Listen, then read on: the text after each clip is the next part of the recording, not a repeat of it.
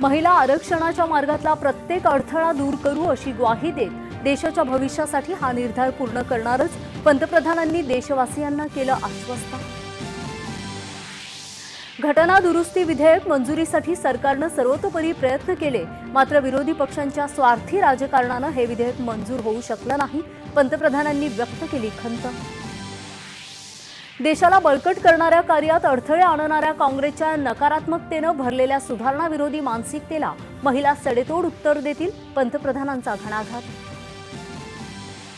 काँग्रेसनं प्रादेशिक पक्षांचं भविष्य अंधारात ढकलण्याचं राजकीय षडयंत्र रचलं असून मतदारसंघ पुनर्रचनेबद्दल असत्य माहिती पसरवत लोकांचा विश्वासघात केलाय, पंतप्रधानांची टीका।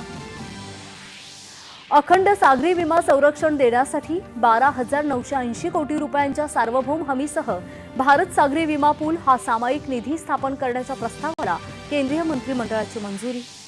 प्रधानमंत्री ग्राम सडक योजनेचा तिसरा टप्पा मार्च 2028 पर्यंत सुरू ठेवण्याचा केंद्रीय मंत्रिमंडळाचा निर्णय। केंद्रीय कर्मचारी आणि निवृत्ती वेतनधारकांच्या महागाई भत्त्यात 2% वाढ।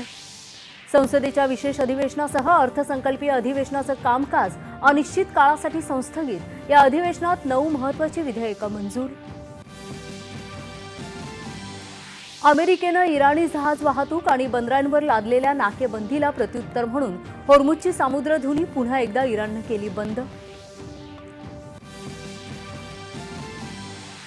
मध्य आशियातील अनेक नामांकित कंपन्या महाराष्ट्रात गुंतवणुकीसाठी उत्सुक।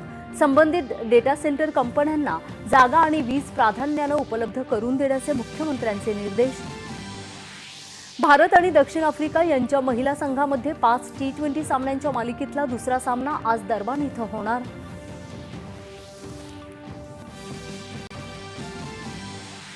आणि राज्यात 20 ते 22 एप्रिल दरम्यान ढगाळ हवामान आणि मेघगर्जनेसह वादळी पावसाची शक्यता।